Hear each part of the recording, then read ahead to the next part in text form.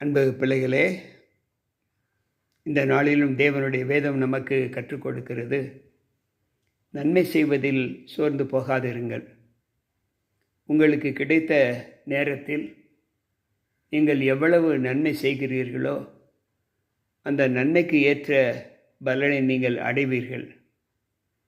எனவே நீங்கள் நன்மை செய்ய அறிந்திருந்தோம் அதை செய்யாமல் போனால் அது உங்களுக்கு பாவம் என்று வேதம் கற்றுக் கொடுக்கிறது. இந்த நன்மை செய்வதனால், மற்றவர்களை உபசரிப்பதினால் நாம் தேவதூதர்களையும் சந்திக்கக்கூடிய சூழ்நிலை உருவாகும் என்று எபிரேயர் 13:2 சொல்லுகிறது. எனவே இந்த நாளில் கிடைத்த நன்மையை நாம் பிரயோஜனப்படுத்தி ஆண்டவருக்குள் நம்மை ஒப்புக் கொடுப்பதற்கு இந்த நாளை பிரயோஜனப்படுத்துவோம். நன்மை செய்யுங்கள். கர்த்தர் நம்மோடு இருப்பாராக. ஆமென்.